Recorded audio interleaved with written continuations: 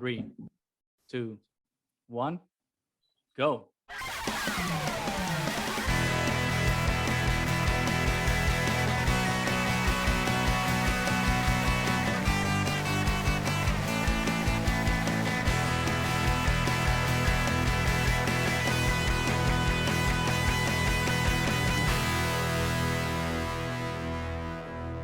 Hello there, and welcome back to the Triad of the Force podcast, a podcast from 3 Puerto Rican friends coming together to do deep dives into Star Wars and other nerd-related media. These are our Kenobi Fridays, where we talk about Obi-Wan Kenobi episode by episode, today focusing on part 5. And joining us to talk about this epic episode is Albert Padilla from the Cantina Cast. Welcome. Thank you so much for joining us. Thank you very much. Thanks for inviting me. This is awesome, man. I feel like I'm with the gente, like my people. Yeah. This is good stuff. Combo. It was only right, I felt, because you were so kind to us leading up to celebration and like reaching out, man. Like, having that line of communication and kind of helping, have everything in an even keel so that we could be prepared for that panel. So thank you, and obviously that we got to connect. They're at the convention for a little bit, finally in person, which I think was the best part. Yeah, that's always the best part. Seeing all these faces and people that you've met on Twitter or you've listened to the shows and never put a face to the the sound of their voice. And right. You guys did a great job. I mean, honestly, that panel we were just talking about before we came on the air was amazing. To really kind of have that topic, the representation, Lucasfilm, Repop, seeing that and acknowledging, this is vital. We need to have this out there. That discourse needs to happen. And then we had the other panel afterwards with even more Latinos up there on stage, which was, it was those two were some of my favorite, along with Pink Milk, just to kind of give them a quick shout out to some of the best stuff that we've seen. So good job. Definitely. Very good job there. Oh my God. Thank you. We're gonna have done without you, with all the friends that help support us, like Alden and Katrina. And the Pink Milk family, it was such a blessing, right? To have them come after us. It was so serendipitous, and just to have them follow us and kind of have that tight-knit group was really good. And I was concerned there for like a minute because with that Latinx representation panel, I'm just like, oh my God, how is our panel going to be like that much different? Because we're going to be talking about very similar things. But I felt that it was different enough because I was able to get to that one. And I was just like, okay. Obviously, talk about representation, but it's I felt like we went at it from completely different points of view. Exactly. So I'm glad that both of those panels happened, even though they were similar. But between both enough. of you guys, it was a very holistic approach, right? All of the bases were covered, all of their varying topics were covered between both shows. So it was perfect. I think you guys did a great job. Thank you, and again, and I thank you to Lucasfilm, right, for actually choosing podcasters that are talking about substantive stuff. I mean, it's always cool to talk about our favorite Jedi and our favorite Mandalorian, but these, representations really important, and how creators connect with fandoms and how the fandoms connect with the media, and representation is important and all of that. To have Lucasfilm platform that, I think it's a good sign, especially with their new social media manager. I want to do a shout out to the Star Wars social media manager for being on point with all their tweets and calling out all the toxic garbage that is going on Twitter. So seeing that, and then seeing their steps for inclusion on the celebration stage, on the podcast stage at Star Wars Celebration, was incredible. But before we get going into Obi-Wan, this is a big tangent here. Let's get to know a little bit better. I haven't been on the show before, so before we get started, right, we'd like to kind of get to know our guests a little bit. Why don't you tell us a little bit more about who you are in Cantina Cast and what the Cantina Cast does, so that people listening that might not know who you are can get to know you. No, thank you. So I host the Cantina Cast. We've been on the air. I think this is our 11th year now. We're almost going into 12 years on the air. The show originally started covering SWTOR, and it eventually migrated into more general Star Wars talk discussion. But we've been very fortunate. We've got a really great, strong base, a very positive community that we're very proud of, that we've been building out over the last couple of years here now, especially in the last 5 years. But we're kind of we were talking about this. We're kind of the long format of Star Wars podcast, right? Our shows generally go about 2 hours, 2.5 hours. And there's no baloney in there, right? We're talking Mhm. Star Wars. We're not talking about what we did all weekend long, or we're not getting in tangents going off on other movies. Right. It is Yeah. Like 100%. some people do, yeah. No, They're like 7-hour episodes and only like 30 minutes is about the thing. yeah. So we joke, it's not for the faint of heart, right? I mean, you really got to be able to hang in there for the long run. And we found there's an audience for that. There are people that really enjoy listening to these two biasos talking 2.5 hours of Star Wars, which is awesome. I mean, really grateful and very humbled about it. So, but yeah, no, it's a lot of fun. We break down the shows, all of the TV episodes. We do character analysis. We like bringing in mythology, talking about parallels between different shows, different series, and then really we kind of cover everything: movies, comics, again the TV. We'll get into soundtracks sometimes and that sort of thing. So it's a pretty wide breadth of Star Wars discussion, or Star Wars talk, as we like to say. Of course, yeah. Very And cool. and that's what we're all here to do, right? Like talk about the thing that we love in a constructive and passionate way, is because there's some destructive people out there that just like try to break down the thing that they claim to love. So it's always good to keep talking with other creators and fans that just love what they talk about and want to love the media that they love. So it's always good to have that positivity. Not to say that we can't criticize something, but I think it always has to come in good faith, right? You have to, because otherwise you're just gonna come from in bad faith and just criticize things willy-nilly to just tear down. Then I don't know how people can invest in negativity that way. So it pays the bills sometimes for them too, right? So allegedly, hey, good for them. I'd rather not sell my soul either in that sense. Yeah. Because whatever, it's a thing. So definitely check out Cantina Cast, please. Make sure, obviously, at the end of the show, we'll plug in like where all the socials where people can go to find you. But let's get going with the main event here that people came to listen to, and it's to hear us four talk about our 2 cents about part 5 of Obi-Wan Kenobi. And holy crap, what an episode! I mean, I've been enjoying this ride the whole time, and it's just like so fun, so gratifying, and each episode it's better than the last, at least to me. I mean, I think there was some division a little bit on part 4 on if it was having that crescendo that the series have had, but it was still, I think, a solid episode, regardless of it, of the momentum it had. But part 5, at least to me, holy crap, I was blown away by it. I don't stay up late to watch it. I just wake up early to watch it before work. And I couldn't concentrate at work. I just got to work and I'm just like, well, how do I process this? Like I can't sit at my computer anymore. You can't be productive. You cannot be productive. No. But I want to get everyone's reactions to this. Albert, obviously you are our guest, so we want to give you the first go. What was your reaction to part 5 of Obi-Wan Kenobi? Wow, 2 cents. I'm going to give you $1. How about that? I've got a lot here to talk about. I absolutely. So I tweeted this earlier. I think it was last night after I'd seen the episode. But this for me ranks up there with the best of what Star Wars has ever given us. Right?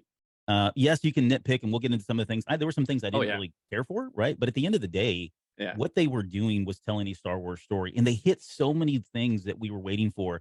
I know there was some feedback about part 4, but for this one, for me, I mean, we finally got the flashback scene. We got some confirmations about Reva's character. We had yet another amazing woman die in Star Wars. Unfortunately, we had another droid who sacrificed her life. We had some plot in such a sad way. Oh yeah, for sure. We got to see another birth of what eventually would become the Rebel Alliance. Right. And that sacrifice and what that represented and what that's going to mean to those people that witnessed it or are aware of that. Right. That's all going to build to kind of coalesce all these different groups to build the Rebel Alliance, which is what I'm excited for as an original trilogy kind of fan. We've also got there's some things that I was not expecting. Reva going after Vader. Well, that wasn't even on my radar. Like on my bingo list, it wasn't on there. But I'm kind of cool. I'm cool with it. Right. I kind of want to see where this is going to go now, especially the way it ended there at the very end. Yeah. I love the fact that we got Obi-Wan still being the master, still one step ahead of his Padawan, right? Being able to kind of outthink him and play that little game that he had there going on with him. But then maybe the raw kind of visceral reaction though, obviously came from my Force Unleashed moment with Vader Yes. pulling that down, ripping the doors off. Yeah.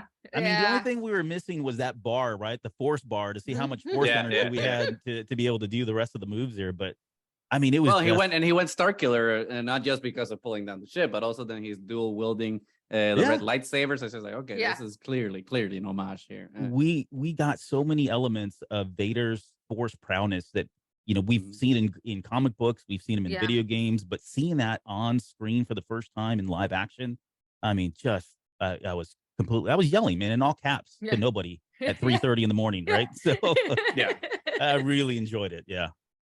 Mo, how about you? How did you feel about part 5? I thought it was a beautiful episode, and like also, it's like Albert was saying, just the essence of Star Wars was there. You had everybody had a role that was important. Everybody put a grain of salt in this whole like complexity of like getting themselves to survive the Empire, which is like the biggest threat to all of them, and hidden like so many emotions along the way. I think that's the great part of the storytelling, to be able to have not only like the big story going on, but like have like mini narratives that are still like going up in the background and are still so impactful.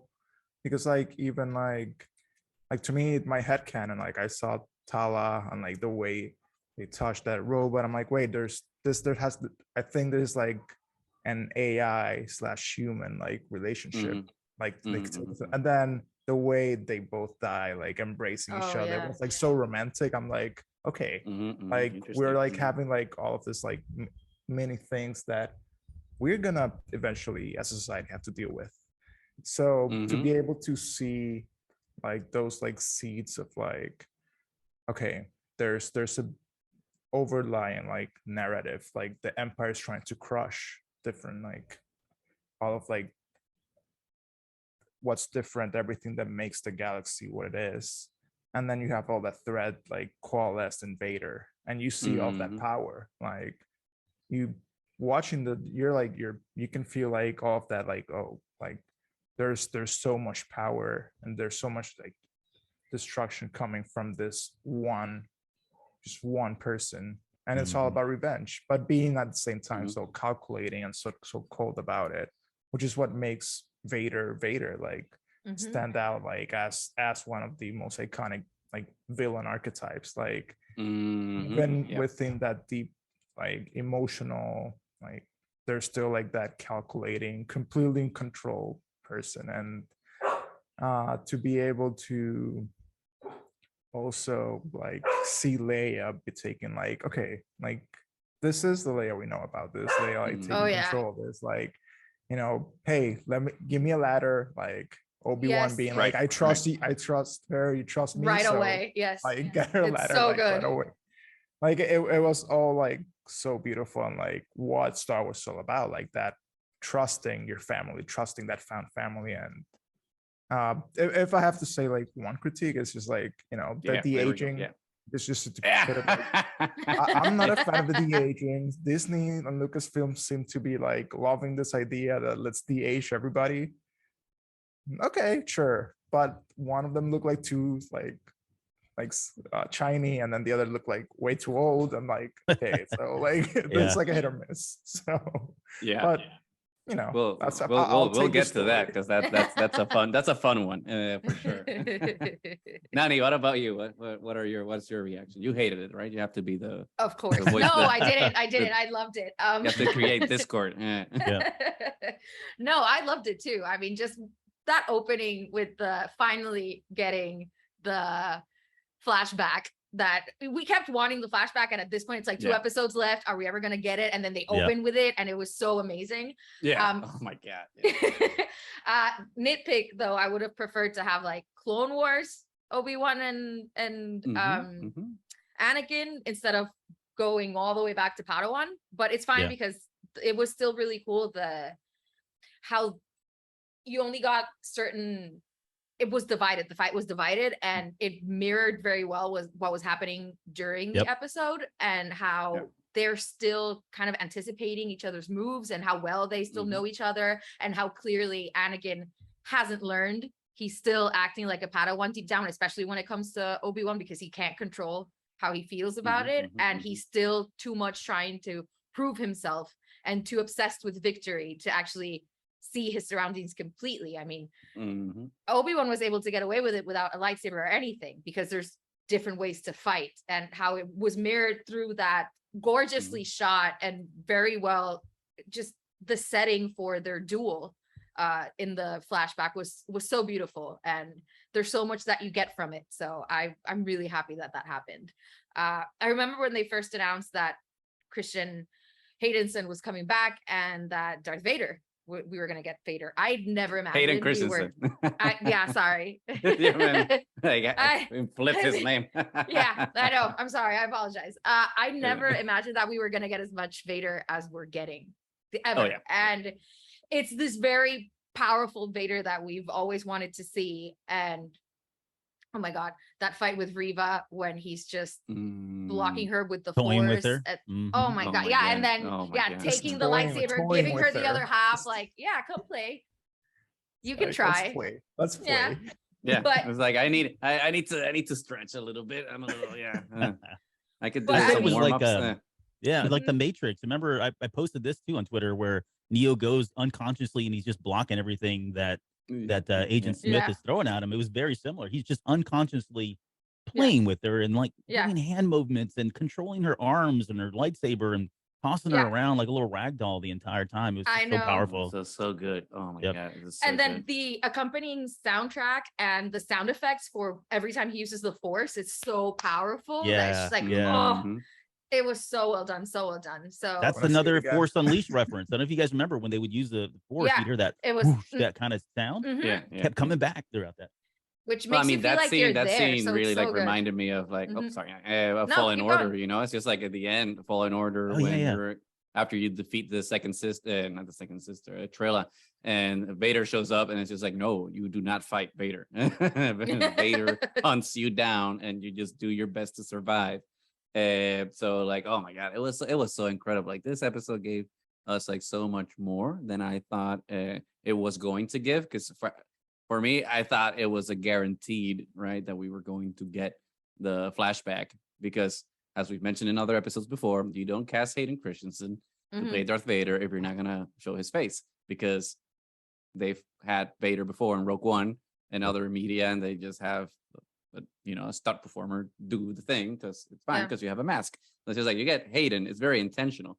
So to have him just like show up in the way that he did, it was so special, and like it just brought the dumbest grin to my face. I was just like, which is interesting because I don't think you had asked me back in 2010 about this, I don't think I would have been as excited to like have Hayden back. I mean, in 2010 I might have been like, oh yeah, that would be cool. But like today, like nowadays, it's just like, oh, this is the coolest thing ever. And I loved it though that they didn't de-age him. It was very jarring to see a 40-year-old man supposed to be 18, and the first thing that I was thinking is just like, Disney, what are you doing? You got the technology, you got the Marvel de-aging stuff. Go get it. Go to the knock on whoever's door across the hallway and get it. I mean, if you got the Luke Skywalker deepfake stuff, you can get the Marvel de-age stuff. But the more I saw that scene, I'm just like, no, that's cool. I like me my 40-year-old, 18-year-old. Because to me, it just reminded me so much of Wet Hot American Summer, where you just got all these grown-ups acting like teenagers, and it just like just heightens the experience. I'm just like, oh yeah, just give me a pure, unedited Hayden, because he deserves to just be him and not have like his performance changed at all. Obi-Wan, but that whole and the Obi-Wan, it was back. It was back, and it was back. It looked better than it did in Attack of the Clones. If you ask me, that was atrocious in Attack of the Clones. Oh yeah, I was. Oh, thank you. I mean, I can't talk. I thought I was alone. No, I thought I was alone with the Obi-Wan mullet thing, because I'm just like, I don't think it looked that good. But it felt like a wig in Attack of the Clones. Yeah, it's a little too poofy. So he had a good hair day. That day he was sparring with Anakin. But that fight scene, and to your point, Nani, about the sound effects and VFX and everything, like the lightsabers just look so good. And the sounds, like when the lightsaber just hits the floor or when they clash and everything, just like that sound mixing, it's just like so incredible, like how it just heightens like the whole tension of that fight, which for me really anchors the episode. And especially with how the fight was choreographed, I really appreciate it, because obviously it had like all the prequel flair that they've kind of been holding back on. Like the fight we saw with Vader and Obi-Wan back in episode 2 and part 2, I think, you know, it's very Vader-esque in the sense that it's just like him hacking down at Obi-Wan. So there isn't that finesse, right? And all the twirling and all the, you know, bombastic elements that the prequels had in terms of like lightsaber fights. Yeah, exactly. And then there was the one scene that like Hayden does, and like I think it's like the second part of the flashback where he's that's the behind the lightsaber behind his back. Yep. And I was just like, there we go, we got it. They even did like the whole hallway thing where they're just like doing the same move like 17 times. And it's like, oh my god, thank you for giving me all that prequel goodness that I didn't know I missed. So let's discuss like that scene a little bit more. Albert, let's start with you. Like, how did you feel about that scene? Like, did you feel like Nani as well, that you would have preferred to see like the more Clone Wars version of Anakin? Because I thought that's what they were going to give us. We were going to get live action Clone Wars armor. So did you have any expectations for a flashback? And if you did they meet them? I think so. So I think, and the way I kind of rationalized this in my head was, had they gone with a, you know, Revenge of the Sith, pre-Revenge of the Sith, Anakin Skywalker, I don't know that he would have learned, you know, by then he probably would have learned that lesson. You think about everything he went through in the Clone Wars and some of the hardships that he had, some of the hard lessons that he had. He probably wouldn't been able to, that lesson of being a Padawan and being too aggressive and, you know, what was the line that he used in there towards the end? Your need for victory, Anakin, it blinds you, right? Yeah. I don't know that I would argue that Anakin is Anakin. He's always going to lead with actions first, right? He's always going to be the first one out there.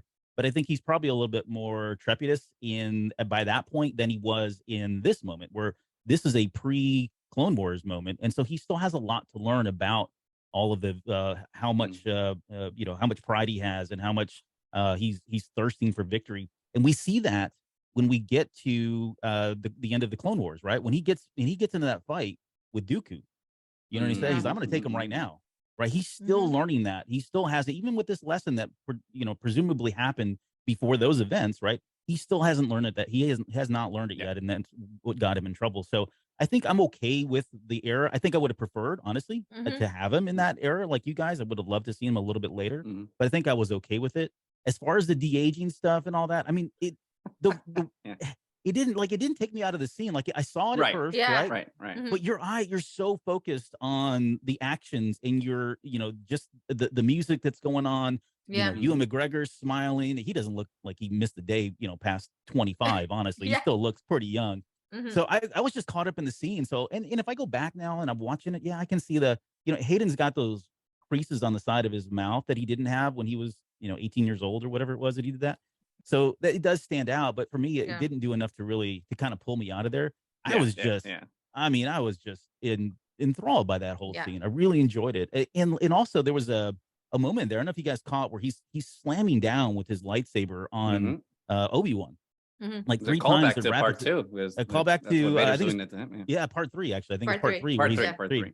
But it's also, if you think about it, it's also kind of a callback to Return of the Jedi, when Luke has Vader down on the ground and Vader has his single lightsaber up and Luke is just hammering away, right? So I love, like you said, they did pull in some of these elements from a lot of these different fights and kind of gave us this really you know, amazing battle. But I think the question that I would have, and not to throw it back to everybody here, is, you know, Kathleen Kennedy said this was going to be the fight of the century, right?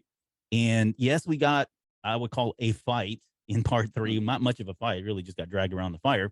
And then we had this fight, which was a flashback. So are you guys feeling pretty confident that we're going to get like a big Revenge of the Sith kind of battle in the final episode? Do you think there's enough time? What do you guys, are you guys hoping for something more there? I mean, I think absolutely we will have like another showdown between Obi and Vader.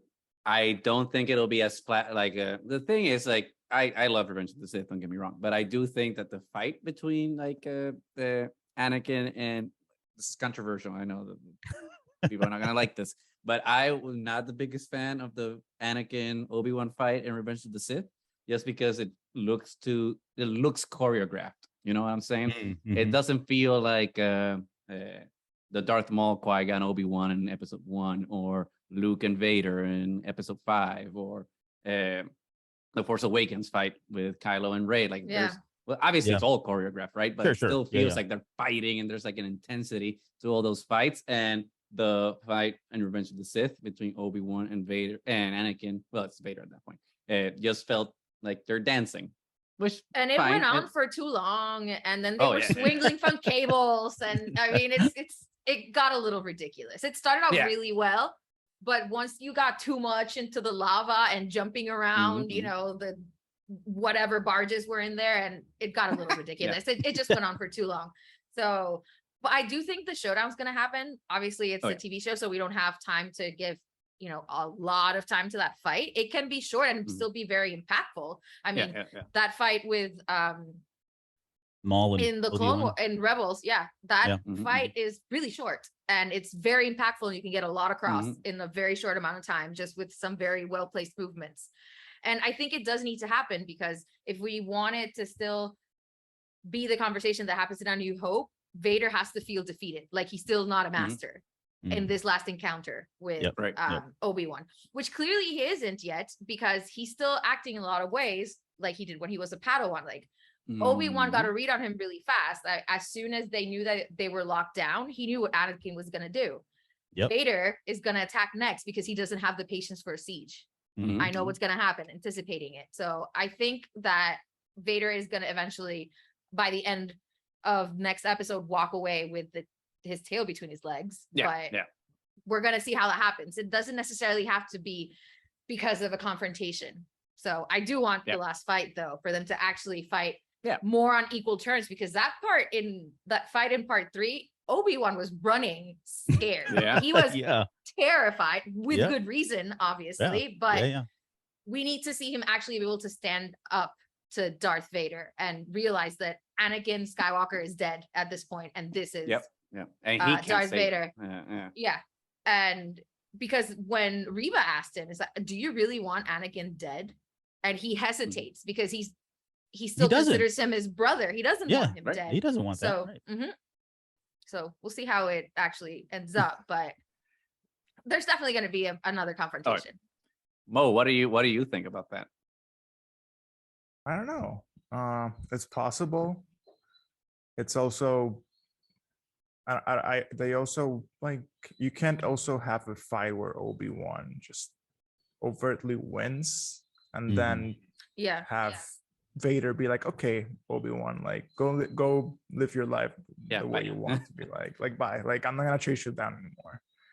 Like I think we talked a little bit about this. Either Vader thinks he won, or somehow Obi-Wan fakes his death or something, but there has to be, I mean, who knows, maybe they're just opening up for more shows or whatnot, but season 2 season two, right? Like that's let's face it, like limited series can be limited to Obi-Wan will return. Obi-Wan, exactly. So we don't know about that, but I think the fight we got was as intense as we could get. Like, you know, I knew Anakin wasn't gonna kill Obi-Wan, but I felt like, like at any moment that Anakin might just slash Obi-Wan like open. Like you can feel that he's so aggressive. Like I the confidence that Obi-Wan had on, like, okay, I can still like win this fight. It's like, but like, whoa, buddy, like, we're sparring. Like, come on, we're just practicing here. Like, please leave my limbs intact, sir. Exactly. I still want me to take you. You want me to take you back to Tatooine? Is that what you want? It's like someone needs to time out. You have to see Satine with this face, like. Hey, Clone Wars doesn't happen, so that's right. Yeah. So, but no. So I don't know if we'll have a fight next this, like, if we do, that would be great. If not, I think I'll be satisfied with what we got already, like saber wise. Yeah, and I think the fight will be like a combination, stylistically a combination of what we saw in part 3, what we saw now with Vader fighting Reva a little bit, and then the style from the flashback scene. So it'll be kind of, I don't think it'll be super flashy, because I think this Vader, obviously, because he's got the mechanical body, he doesn't have that athleticism, so he is more of the, the brute force type of thing. But it will be a little more refined, I think, than any of the Vader fights we saw in the original trilogy. Yes. My concern with this fight, and actually, before I go to that, I think Mo is absolutely right, and we've talked about it like in previous episodes. I think it's going to be a type of the Dark Knight, the Frank Miller type of situation when Batman and Superman are fighting, but technically Batman wins, but then Batman fakes his death. Because it has to. It has to. The alternative is that Anakin actually knows they're his children, and that's why he leaves Obi-Wan alone, to protect his children from Palpatine. That could be also an alternative, like, the revelation of, like, I don't want to be the but actually guy, but actually, he doesn't know until, because in the comic books he doesn't find out about his kids like much further down the pipeline. So they already changed comic books, so they can change that little thing. Yeah, they probably could. And he was not. He's not actively looking for Obi-Wan in the comics either at this point, right? So he's pretty much given up that search. So something. I'm with you guys. I feel like something's going to happen there at the end where he feels like Obi-Wan is gone. I think that plays into episode 4 also, when when Obi-Wan suddenly disappears and he's stepping on the robe, right? He's just making sure, like, okay, he's already eluded me once before, many times before, right? Before. So I'm going to just make sure, this wasn't the smoke and mirrors kind of thing. So yeah, I'm with you. That would be hilarious, actually. If he just conned him and just threw some fake robes around. I would absolutely love that. The whole thing for me, though, about like that whole Obi-Wan angle is that cliffhanger we got with Reva, which for me is just like, it was a wild card. I didn't really see that plot direction. I was just like, oh, now she knows about Luke. So it's just like, okay, how is her? Because it's only, if we had 2 more episodes, I'm like, okay, we have time. But we only have one. But we only have one, so you say, okay, how are we gonna fit everything in here? It's like, we gotta obviously have the Vader Obi duel. We gotta have a resolution to what Reva is going to do with the Luke Skywalker reveal. Obi's got to return Little Leia to Alderaan. And then my main man Qui-Gon's going to show up at some point. He's got to show up. So there's a lot. And allegedly, from what I've seen from Twitter sleuths, from the release of they're going to release, I think in Canada, they're going to do like a screening of all the episodes in the cinema, with a Q&A. I think it's with Deborah Shaw and Hayden Christensen, and the internet sleuths have started doing the math and figuring out like how much time is going to be dedicated to the final episode. And there's 2 numbers going around, if it includes the Q&A or if it doesn't include the Q&A. And if it does include the Q&A, then it's a 60-minute episode. If it doesn't include the Q&A, it's a 90-minute episode. So it's gonna be a big boy.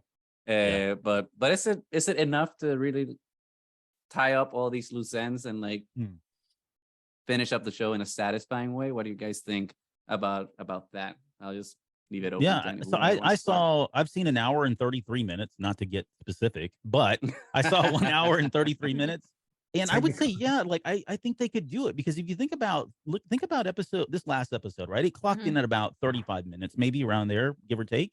And we got a lot in this episode. I mean, they moved things along. The pacing felt a lot longer. I thought it was actually longer. Exactly. Yeah, I thought. No, it was one of the shorter ones, and you got a lot packed in there. Oh yeah. Right. So I think they could. There's a potential with 1 hour. I think that's probably going to be the sweet spot in order to kind of wrap a lot of this stuff up. And hopefully we get more than Qui-Gon just going Obi-Wan. I don't want him just to appear or hear. Exactly. Or hear this, this disembodied voice, and we don't get to see anything else other than a couple lines. I have a feeling we're going to get something more substantial, right? So I think it would be okay, but the only, like you said, I now that Reva's been thrown in this, and we're going back to Tatooine, and poor Owen Lars, like he went to bed thinking, "Oh, this is all done. Yeah, like I don't have anything to worry about," and he's gonna wake up in the morning to hell breaking loose on his farm there. Right. But and we need justice for Beru too, right? Because we know that, like, oh my god, I forgot her name, Bunny, the actress that did on Beru, like in Revenge of the Sith, is supposed to be in this show too. So she's supposed to have some part of it. Yeah, so I hope it's. So I hope it's more than also Qui-Gon of peace and just walk out. Right. I think I think so. In short, I would say, I think they could probably do it with. I think they need at least an hour. If we get any more than that, then that's just bonus in my opinion. But I don't think we're going to come in under an hour with the amount of threads that are still kind of hanging out there, unless, and again, more rumors and stuff. And I'm going to just say it is rumor, but they've been I've seen some people talking about how they may have gone back and reshot some of the endings to kind of extend it into a season 2, maybe give a Reva kind of a redemption, or get, maybe she touches the light at some point. So it's really hard to say at this point, but I think if they would have done that, they would have done it a long time ago. So, but that's my thought. Nani, what do you think? I think if they do at least dedicate an hour to it, I agree with Albert that they could be able to pull it off, but it has to be at least an hour, really, because they have so much, and for it to be satisfying, because like you were saying, if Qui-Gon just shows up and it's like, oh yay, I'm granting you extra force powers, bye, that's not gonna be good enough. I mean, we need to get at least a little bit closer to that completely serene, in tune to himself Obi-Wan that we see in the desert when he fights Maul. Like, he has to get there, and I'm pretty sure that he gets it through, being in touch with the Force, communicating with Qui-Gon, getting on this path. But if you don't dedicate enough time to it, because you do have a lot of threads happening, then you're gonna get a lot of stuff that doesn't feel satisfying, really. And you have to finish off now, obviously, Reva's story. I've become very invested in her. I think she's an amazing actress, actually, especially this episode when you finally get to see that full-on vulnerability when she's telling her story to Obi-Wan. Because we all kind of thank you subtitles for Disney Plus that we knew Reva was one of the younglings, but we got full confirmation this time. And the way that she tells the story and how she sees Anakin in her past, and then combined with how she sees Darth Vader now, which was a great play when he actually stabs her, the blue lightsaber versus the red lightsaber, like everything is so beautiful. But we are really invested in her story now, and now she knows there's a boy out there that's important. She doesn't know all the details, but something has to happen there. She's obviously still trying to kill Vader, which she's very ill prepared to do, because he clearly played around with her and she had no chance whatsoever. I remember when I first saw her, like right behind, I was like, oh dude, no, don't do this. It's like, this is a bad idea. For me, when I saw it, I was just like, this is exactly how the Force works. Vader has a spider sense. It's called the Force. He's going to mess you up, and this is not a good idea. This does not end well for you. I blame Obi-Wan. Like, he told her, he was like, let's fight her together. Let's fight him together. And then he's like, he got there's like split. Like, he's like, I got the high ground. I'm out. And like, he totally trolled her. He was like, and he knew, not cool, Obi. He knew she was not, like, he already fought Vader. Like, he must have known. He's like, I'm not ready. I gotta go to Philadelphia, go up some steps, punch some meat in a freezer, and I get my Rocky moment on before I face up with Vader. Because I did think that. I felt that when Obi escaped, I was just like, dude, you just said you were gonna help her face Vader. You totally pieced out and just like left her out to dry. Well, I said he did that in part 1 too, because remember Nari, the Jedi that showed up there? Yeah. What did he tell Nari? He said, go back to the town, is what he told him. Well, what did Nari do? He went back to town. Next thing you know, dude's laying there dead. Right? It's like, come on, Obi-Wan, what's going on here? You're leaving a body trail everywhere. But to be fair, Reva never agreed. Number one comes first. Number one comes first. Yeah. And to be fair, Reva never actually agreed to work together. She said she was going to do it alone, which is what she ended up doing. Yeah, that's true. I think he was So- empowering her to go through with what Yeah. she wanted to do. Yeah? I just imagine her having like an Arrested Development moment when she's just like, I immediately regret this decision. type of thing. I should not have. I should not have. I should go home and rethink my life. type of thing, yeah. She had the plan. She had the long con. Like, Hey, sometimes just because you have a plan doesn't mean it's a good plan. I mean, but Obi-Wan just was like, you know what? Put a Yeah. jump He's like, oh, start sure, there. great plan, go for Great it. plan, I'm go just for gonna it. watch from far away. Yeah, I delivered him to you.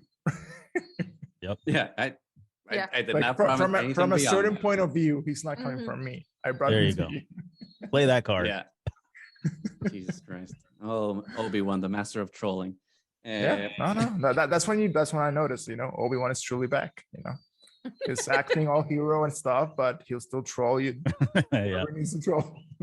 But that's a good point though, and something that I think everyone kind of has been talking about a little bit with like where the direction that the show kind of needs to end, because even if we do get a season 2, even if we do, let's just assume that we're not, because this 6-part series is a limited event series, and it should feel like an end to a story because it does feel like it's very self-contained.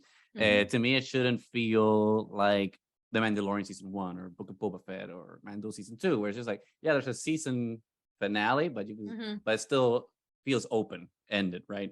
For me, Obi-Wan Kenobi kind of needs to end in a closed loop type of way, where it just like feels contained enough, where it just like stands alone. And I would really hope that they don't do like any backdoor pilot type of thing. Yeah. For Reva or something. Because for me, it would cheapen the show and the experience of all these episodes if it all of a sudden just ends and it's just like, but stay tuned, because it's just like, okay, well, yeah, it can end, but like, I don't know. To me, the show kind of needs to feel very final in terms of like this story, because otherwise it's just like, it cheapens the emotional stakes of everything that's been going on. And I feel like, Obi-Wan needs to be in his hut that we see in A New Hope, and he needs to be wearing the Alec Guinness robes, and he's playing like a hollow chess with a Qui-Gon Jinn or something, and it's just, it's a perfectly wrapped up little story. How do you guys feel? One of his Jawa buddies. Well, one of his the one that fleeces him all the time. How do you guys feel about how the show should end? Should it end in a open-ended, right? Or should it kind of have some finality to it? Just whoever wants to start. I'll go first. Mhm. I always got something to say. Mo. Oh no, I said I'll go first. I always got something to say here. So I would say, so for like Book of Boba Fett, that was more, those were more separate adventures. This is very serialized, right? We're getting a continuous story beginning to end. And I'm with you. I think I would feel very like surprised if they actually did give a season 2, right? Because like you said, there are a lot of things that just have to come to finality in a lot of ways in order to set that up. And I think going into this series, the biggest obstacle that I had to get around was, why would Obi-Wan leave Tatooine? Right? He believes that Anakin Skywalker is the chosen one. Something very powerful would have to happen in order for him to kind of leave his post, if you will, And we kind of predicted this and said it's going to have to be somebody like Leia's, a prisoner, and he's got to go rescue. And it turned out to be the case. I don't know how we did that, but Good Amazing, job, because I did not think no of that, idea. I was and when that happened, I'm completely just like, shocked. oh my god, that's so obvious. You know what? Yep. We joke on the show. We throw out about 8 million theories, and so the odds of us getting one are pretty good. So don't give me too much credit here. But now, okay, so now you think about where his journey's gone in this series, and he knows the risk inherent, right? The risk that lies in leaving the chosen one, because he's now, it's come full circle here at the very end of episode 5. He's got this, look on his face, like my worst nightmare has come true, right? It's all going to lead back to Anakin Skywalker now. There's something really grave about this, and it's the realizations there. So would Obi-Wan do that again, right? Unless they're going to do more serial or more like episodic type of adventures of him and going around and getting stuff stolen from Jawas, or I don't know, maybe he runs into Pelimato, right? He runs into Pelimato's ex-boyfriend or something. I don't know whatever's going on there. But that to me would be like, would feel like it's just they're doing it for the sake of continuing on a series or making more money and not really contributing to the canon, the lore, and establishing who Obi-Wan is. I do feel like everything that we've gotten so far in the series, it does feel like an amalgamation of who Obi-Wan Kenobi is. We've got stories about Leia, we've got stories about Anakin, we've got his with Vader, the people that are out there trying to rescue the Jedi, giving him hope once again, him feeling completely in despair. All of this stuff is building up and creating this Obi-Wan Kenobi that we know come episode 4. And I think if we don't stay on that track and we go to something else, I think it kind of cheapens that, right? I think it loses some of its potency for me in some ways. What do you think, Mo? I think I agree. We all want that closure, but if the episodes are mirroring the movies, then maybe we'll get part 7, 8, and 9. And I'm just thinking 10 years later. or even so this what on a speculation town. This is what I'm thinking. After the events of the next episodes, right at the end, it's gonna be when Qui-Gon be like Obi-Wan, and then it's over. And then the other 3 episodes will be an exploration of the Force with Obi-Wan and Qui-Gon. And then that's just my speculation of what I wish could happen. Probably not. It's not bad. It's not bad. Yeah, I like it. Hey, Nani, how about you? Actually, if they did it the way that Mo's saying, I would be completely okay with that. Yeah. Because then you're dedicating time to fully exploring the Force, and it wouldn't be deviating from the growth of the character. It would actually be deepening that growth. So if they did it that way, yes, I would be completely okay with it. If they just did it like Albert was suggesting, to just have like mini Obi-Wan adventures, that wouldn't be okay. Right. But that actually gave me an idea, which I think could be interesting potential for the show moving forward. And now I'm refining it in my mind to kind of hybridize it with what Mo said. And I think an interesting path forward for the Obi-Wan Kenobi show, because I agree. Like if they do a sequel to this, they can't have Obi-Wan having like these incredible adventures all the time, because like you're supposed to be in hiding in Tatooine. Yeah. And if the show continues with just him doing his little adventures in Tatooine and seeing Jawas and stuff, it's just like kind of like lowers the bar again in terms of like having potential for quality for the show. So I think like an interesting way to maybe continue the show is to have like see Obi-Wan's adventures, but in a more anthology type of way, where it's just like, okay, maybe Obi-Wan is training with Qui-Gon's Force Ghost to achieve whatever, and it's all framed through that, his experience with Qui-Gon as a Force Ghost, but then the show, it's vignettes of Obi-Wan's adventures in the past. Like when either he was training with Obi-Wan or he was in a Clone Wars thing or something with Satine. It's always like looking back an informative event in Obi-Wan's life that is informing who he is becoming as Ben Kenobi. And that way you can kind of have it both ways. You're continuing the story by kind of like going back in time to kind of have what they did right in part 5 with that sequence of the flashback, but explore it even further. It's just like, okay, well, let's go. I mean, not to reference Master and Apprentice, but it's kind of like a Master and Apprentice Claudia Gray book situation, but obviously not that story because that's already been told, but something like that, where like we're saying like, okay, why did Obi-Wan do this? Okay, because of that happened in the Clone Wars, or when he was a Padawan, or when he was playing chess sometime in a bar in Coruscant. I don't know, but that's something that came up to me. It could be interesting. I don't know if it's the right move, but because I'm also okay with the idea of the show just being its own thing, and make it this precious little thing that we don't need to disturb. Because sometimes sequels just cheapen things, I guess. And if you can actually conclude it satisfactorily, I don't think you need anything more, really. I mean, I didn't know we needed this series at all. When they first announced it's like, we're doing the same characters over and over and over. But it's been so well done, because it makes every episode feel so big. Like they've expanded the worldview. Everything feels very immersive, and it kind of brings to conclusion some of those threads that we hadn't really known that we were missing from the prequel trilogy, from Clone Wars, from all of that.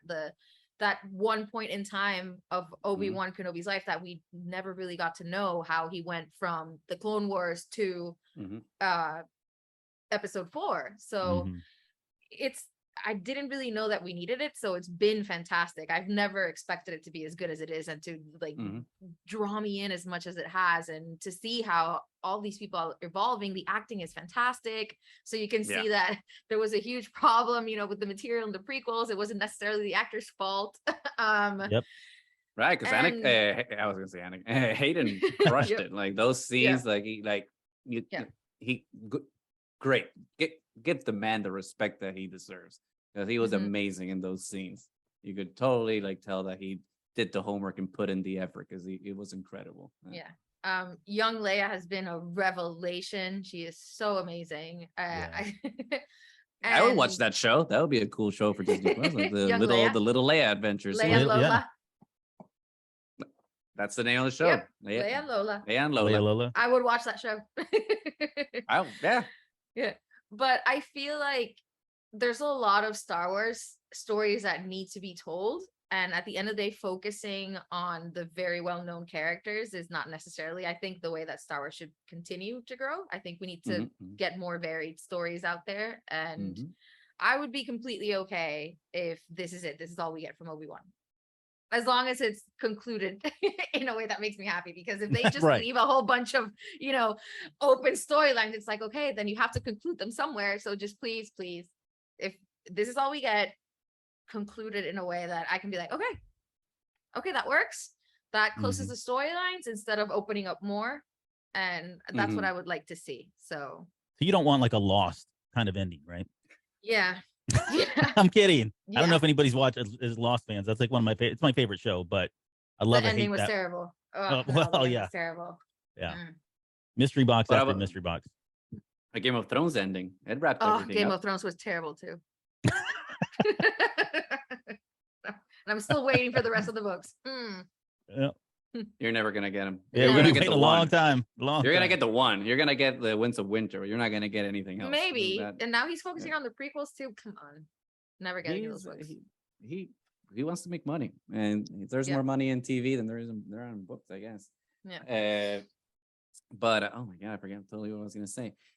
But yeah, I agree. Like it's what happened right with the interview that came out yesterday or the day before, this week, whatever, on Variety or whatever it was, when Taika was talking about like his Star Wars movie and how, and he said literally what you just said, Nani. And it's like, for Star Wars to be able to grow, it needs to detach itself from these known characters and like all these callbacks that it always feels like it needs to do, and just like do its own thing. And I 100% agree. I mean, that's not to say that you can't have like once in a while, like some cameo or whatever, or some show that actually focused on that. But like on the whole, Star Wars kind of needs to move beyond the known and just explore the vastness of that galaxy, and kind of double down on that promise of the High Republic. I mean, because those books are absolutely incredible. The comic books are amazing. And it's a really cool world, which, as cool as it is, it's still close enough to the timeline of the prequels that we still have characters from there. I mean, obviously, Gerald Poof and Yoda are still there. So there's still that connective tissue to that. So I think High Republic is a good step in that direction of having fresh and new ideas. I just think that they need to just pull the trigger and just like go ancient or go to the future. To the future. Yep. Yeah, and see what happens. Although I do wish that we get some post original trilogy content a little closer to the sequel trilogy, so that we can fill in some gaps there. Because basically we need a Clone Wars for not to sequel trilogy, basically. Sorry, I said not to plug it, but Shadow of the Sith. When this comes out, I can't. Well, I guess the embargo's up now, and then I don't want to talk about it. But this is gonna get. You're gonna be pretty happy. I guarantee you when that book comes out. So. I pre-ordered the Goldsboro I did too, special edition.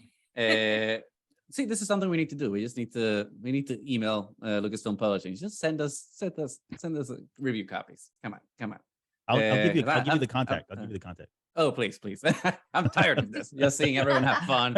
And us. I feel like we're the kid like in the sandbox just eating sand. Everyone's just like at the in a swing and doing all the fun stuff. It's like, come on. I've heard very good things. I have to read Brotherhood still, and obviously now Shadow of the Sith. So really, but you're right though. I mean, that era is so untapped, right? There's so much potential there. There's so many holes that, and I don't want to say holes, but just there's a void there of stuff that we don't know. Yeah. So even if they landed there, I'd be totally fine with that, right? I think that the danger is always, now you've got Luke Skywalker and you got to contend with him, right? It's the Superman complex. Like how do you contend with Superman, right? You got to find crafty ways around that, and writing Luke Skywalker into anything is a challenge, as Adam Christopher found out.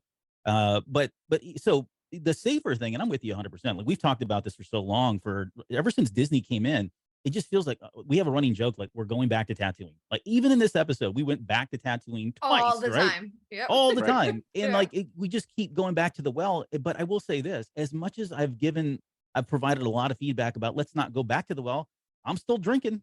I'm still Right.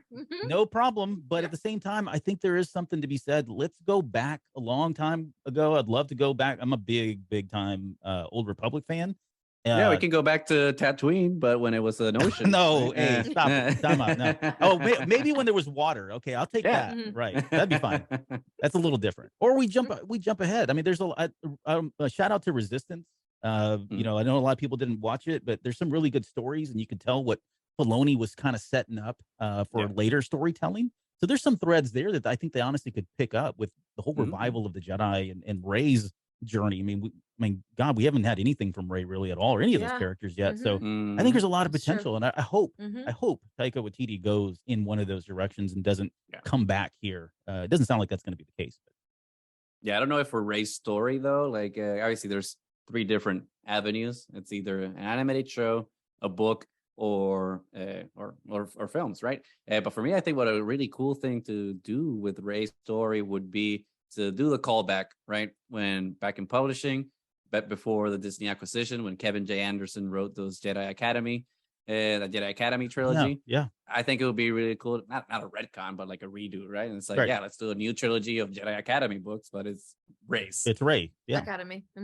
And then we can plug in Force Ghosts, and then Obi-Wan comes. I mean, this is an Obi-Wan episode, so let's bring Obi-Wan back. And Obi-Wan can talk to Rey a little bit, and so can Luke, and it's gonna have that thing, but establish that future for the franchise, at least in that arena, because we can have it both ways. That's the cool thing about media like this. That's so expansive that you can have like familiar things. We all love pizza. Everyone loves pizza. I love pizza. You know, but you can also like have a Wagyu steak every once in a while, and like have something that's a little more exotic and have different things to eat. We don't always have to, we don't have to go to McDonald's all the time, but we still love McDonald's. So we just need to like open those floodgates a little bit and just ignore the haters. They're just like, they're going to not like anything that Lucasfilm does anyway. Yeah. Just look at like how all these like fandom menace people that like are just trashing the Obi-Wan Kenobi show, even though this show amazing. To an extent so good. Is the type of thing that they've been asking for. It has all the fan service, it has all the connections, it has all the, and then somehow it's still not good enough for them. So it's just like Lucasfilm, just ignore them. They're not your target audience anymore. Just move forward and do things for the people that actually love it, who want to see a diverse and expanding galaxy. Word. I feel like that. I think I feel like that was. I feel like in a way, I feel like that we were continuing like this. Like the podcast panel there. Yeah. But I think, I mean, we talked a little bit of speculation, I guess, but let's. It was a little all over the place, I feel. So let's do like now some responsible speculation a little bit on where we think that part 6 is actually gonna go. What do we think is actually gonna happen? What do we expect to see beyond Qui-Gon? Is Qui-Gon going to be a voice? Is he going to be an actual Force ghost? So let's speculate responsibly. I think we can actually guarantee some things a little bit more now because it's only one episode, so we'll have all the ingredients. But what do we expect to see or hope to see? Albert, you're our guest. Let's start with you. Oh, dang it. Okay. I was hoping you'd pick on Mo over there. No. No, Mo's gonna go second. Don't worry about it. Mo's in a second. By the way, it's been awesome. I've been watching Mo like in real time go. He went from light to dark. Like he's now in the darkness over there. Yeah, it's pretty cool. Pretty cool to watch. Okay, so the one thing that I'm probably looking forward to the most, like you guys just said, I've really enjoyed Reva's character. I thought Moses Ingram just killed it in this episode. Now, I will say this. I think there were been moments in early on that I felt like it wasn't 100%. Like she was like it took me out of it just a little bit. But in this episode particularly, and even the last one, like she did some really sensitive, creative things. I mean, I could feel the pain and the emotion. You could see it on her face when they're having that conversation to the blast door there. You know, there's just, and they kept cutting back. And Deborah Chow was cutting back and forth between them. Yeah. Really, really great stuff. And I think she does better when the drama is super high. And I think it's when it's not, it kind of tapers off a little bit. But all that said, I'm so vested in this character now. And I really kind of want to see what's going to happen there at the very end. Like, is there a story in here for her to be redeemed at some point? You know, I wouldn't put it past them. I think it's possible. I think the other thing that kind of that makes me lean heavily into some kind of a redemption, and I won't say redemption because that implies a lot has to happen, right? But that quote on the wall, you know, when he's looking, it says the light fades but is never forgotten. Yeah. That quote, right, is you could apply that anywhere in Star Wars. There's so many examples, but relevant to this particular series in this episode, you've got the light of Obi-Wan Kenobi coming back, right? Yeah. You've got the light, the symbolism of the light that we know eventually will get turned back on again for Anakin Skywalker in Return of the Jedi. But then what about Reva? You know, you got a sense that, okay, maybe she's not necessarily full dark side. Maybe she has, that light is still there. You know, he was playing to that and playing to the Jedi that used to be there, trying to rekindle that light in some way. And I think there may be an opportunity, and it may be as simple as she knows that now Luke Skywalker and maybe or Leia Organa are related, or maybe even knows that she comes to find out in some way that they are the offspring of Anakin Skywalker and Padme.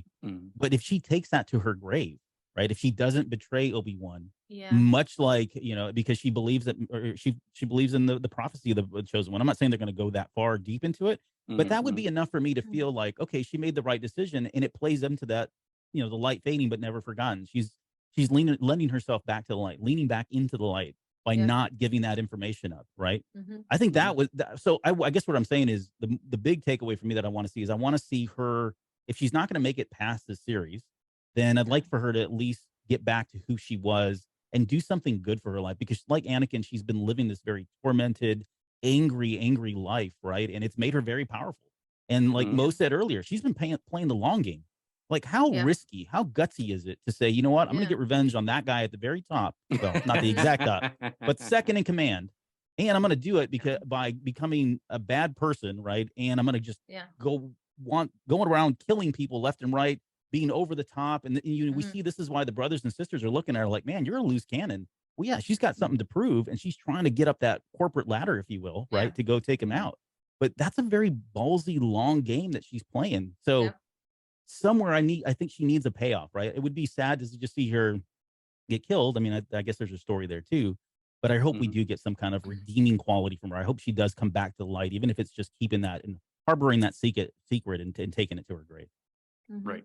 Because my concern with Reva is that, at least at the beginning, it was feeling a little too Fallen Order for me. So I was just like, oh, just don't do the same thing that they did for Trilla in Fallen Order. So it's not like so one-to-one. But it looks like they're going a different direction, and I'm glad for that. So you know, not to say that there can't be parallels between stories. I mean, Star Wars, it rhymes, but doesn't need to rhyme all the time, and that doesn't have to have the same type of rhyme. So I'm definitely interested in Reva's character for sure. But Mo, what do you hope to see in the finale or want to see in the finale?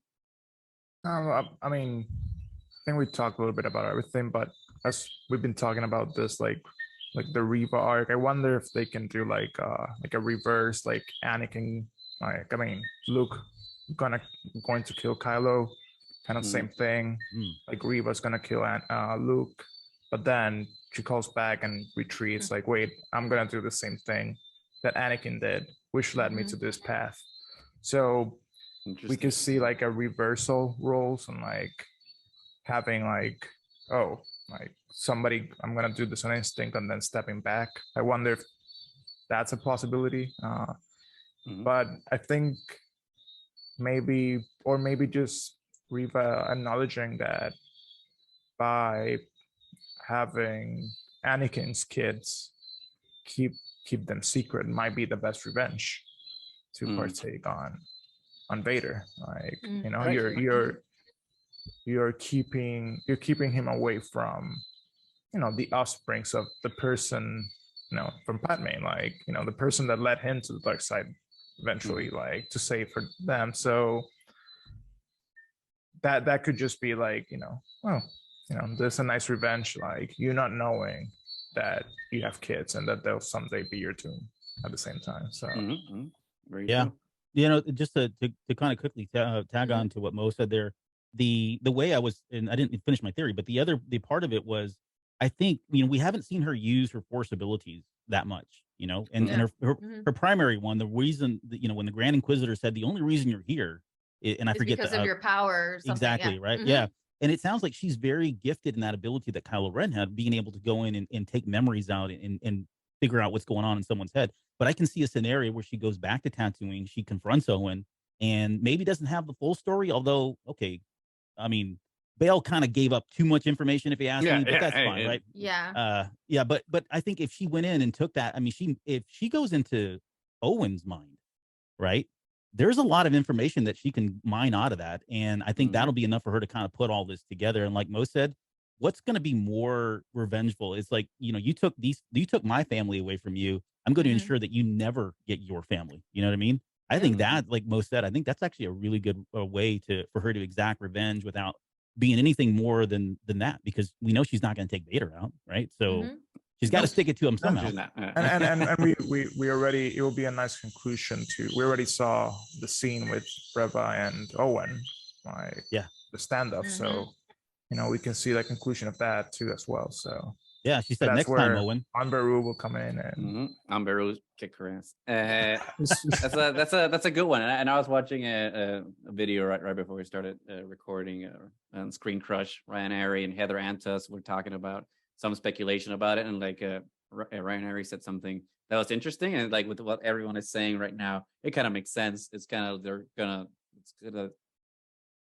of the Rings, Return of the King, Scourging of the Shire.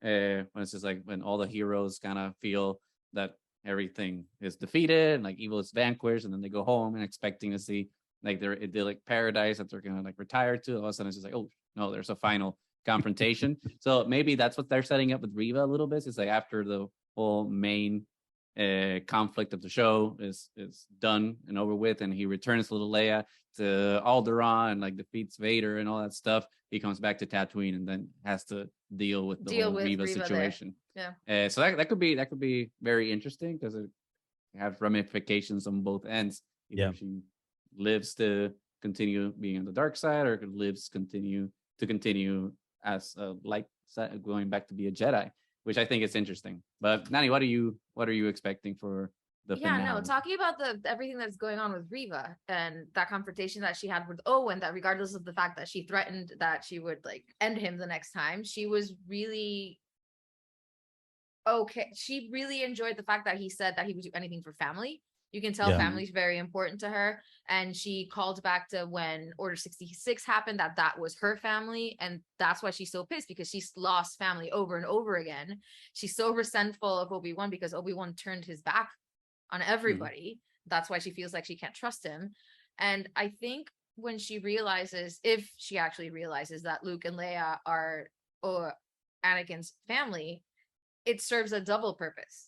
Revenge, because you're hiding them, plus I'm also protecting a family. I think she's going to realize when she gets to Tatooine, if that's where she's going, that it's a family unit, and I don't think she can kill them knowing that she would be murdering another family. I think that's when she's going to realize I can't keep doing what I've been doing. I'm taking families apart, and it's not okay. And she already got a hint of it. He put that in her head already in that last episode. You're right. Yeah. And that's why she decided to attack this time, because are you really going to let him do it all over again? Because this is all Force sensitive kids that he's going to murder that are trying to get away. It's Order 66 all over again. And are you going to allow that to happen?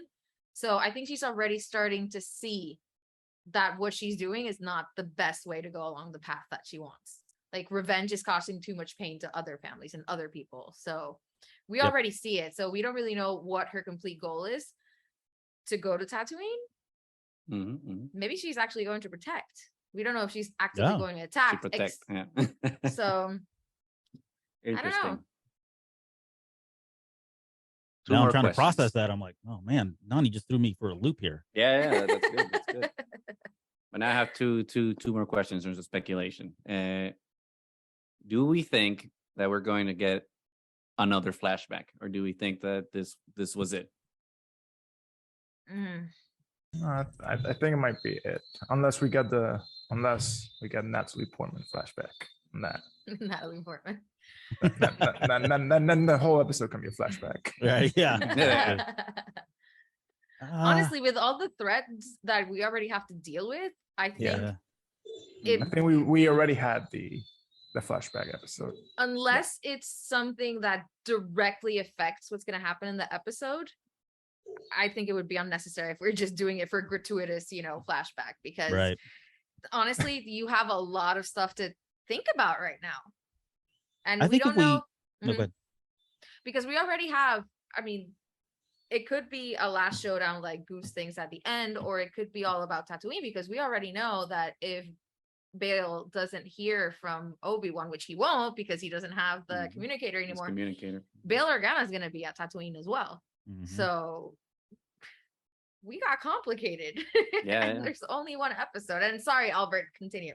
Oh no, I would no. You're. I was probably going to echo everything you just said, honestly. But I think the if we got it back, like I like gratuitous feels like that would be if we got it, would feel gratuitous. However, I wouldn't mind seeing like the very end of that scene. Like it feels like that scene ended, but what if there was just something more right at the very end, some big moment that happened, even if it's like 5-10 seconds, like we think that's the end of that little scene where they were fighting back and forth, but then they have a tender moment or they have something that's revealed and they tie it back to the episode. I think that would be enough, but I think we got probably the biggest flashback that we're going to get, to be honest. Just like I said, there's just too many balls in the air right now and they've got to bring these things down. And then I think the final question, if there is, what's your wild card thing of totally random thing that could show up or could happen? I know Mo just mentioned the Padmé, but like, what's your wild card of something that you want to see or think might happen in this episode? Be it like Padmé or Quinlan Vos or Mace Windu. What's your wild card for part 6? Darth Maul, baby. Darth. Oh, jeez, yeah. Oh my God.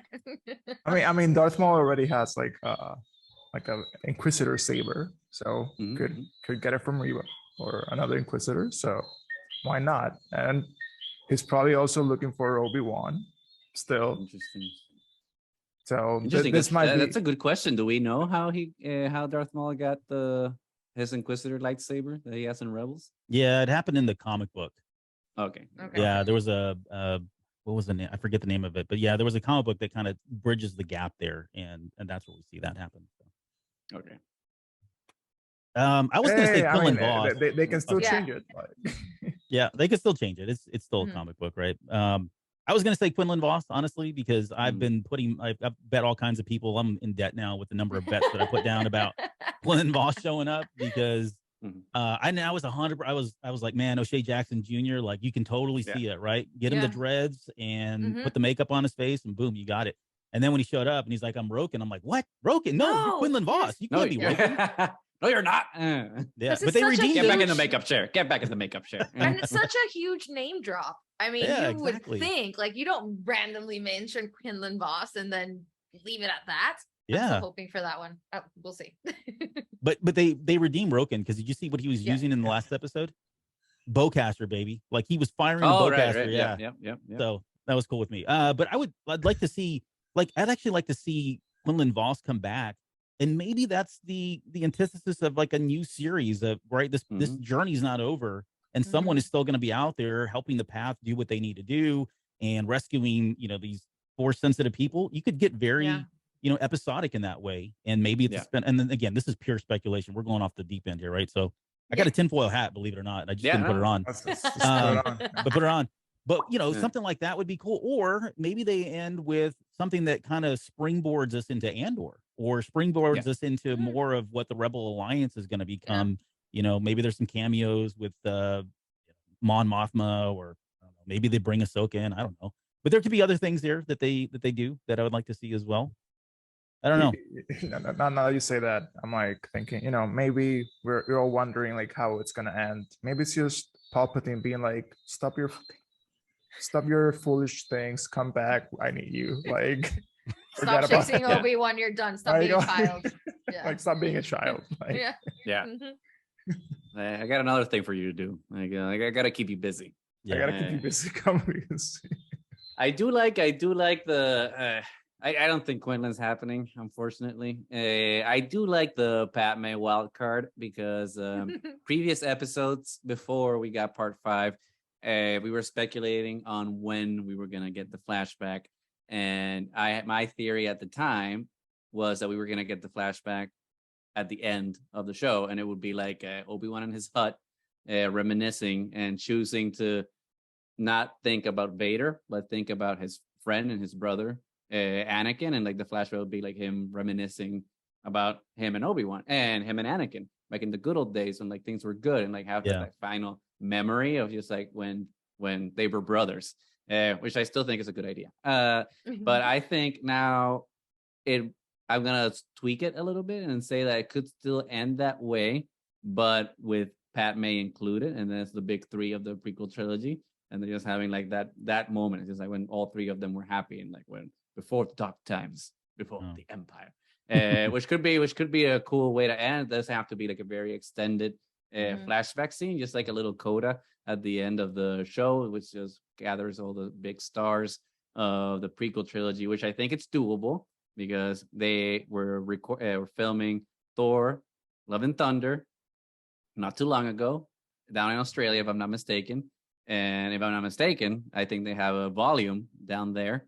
So Taika Waititi was doing that film. So it's totally plausible that Lucasfilm is just like, okay, we're going to email you some files, have Natalie take a break from that to like film these couple of scenes, and then just splice that together with whatever they're doing. I don't think it's outside the realm of possibility. Natalie Portman's been signing Star Wars autographs lately. So it's kind of like, and she's back in the Marvel family. So I think that's my wild card. They're gonna have to demuscle her though, man. If you see they her gotta arms, she's like oh my ripped. God, she looks amazing. Her arms are my thighs right now. It's like she's like oh my God. I was like, please destroy me. Like, dang, Padmé, you've been working out. Yeah. But I mean, she's literally doing aggressive negotiations now. Yep. I mean, but we did have those beautiful scenes in past episodes when Leia reminds Obi-Wan of Padmé. So we've already started that thread. So that would, I think, pay off. They already set it up. I gotta pay it off. You guys are giving me hope. Don't give me hope. Don't do this. Don't do this. Don't do this. Hawkeye. Oh my God, best line he ever said in the Avengers. It's probably wrong. We've been mostly wrong about everything. So that's a good thing. I prefer to be surprised and get something that I didn't know I wanted but desperately needed. Because sometimes, you guess something, and then when you see it, it's like, oh yeah, that's what I thought. And it could be cool, but the fact that you kind of guessed it kind of diminished. I mean, maybe it doesn't. Maybe it's still like, oh yeah, Twitter. I got it. Yeah, you go to Twitter and tell everybody. I called it. True. I got this right. What am I talking about? Yeah, never mind. Just stretch that. Be proud of your theory that you got right. But I think that's been like most of the discussion on Obi-Wan. I think before we sign off, did anyone else have like some closing thoughts on part 5 that they'd like to share? I think that's no. Grand Inquisitor's back. Grand Inquisitor's back. That's all I guess. Oh yeah. Back. After all the haters were saying like, oh my God, he got murdered. They're breaking so early canon. on, blah blah blah. Yep. It's like, that's so annoying.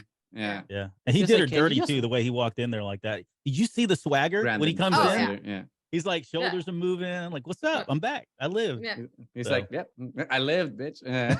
Yeah, that's exactly right. As if he was the one that defeated her. Like, oh, you're such a liar. I knew it. It's like, dude, no, that was all Vader. That was not you. You're not that awesome either, Grand Inquisitor. Sorry. Yeah. I'm glad that, I mean, obviously, I think most reasonable people knew that he would survive that encounter. Which is like why it was like that discourse was just so ridiculous online. It's just like, can you just wait for the show to end?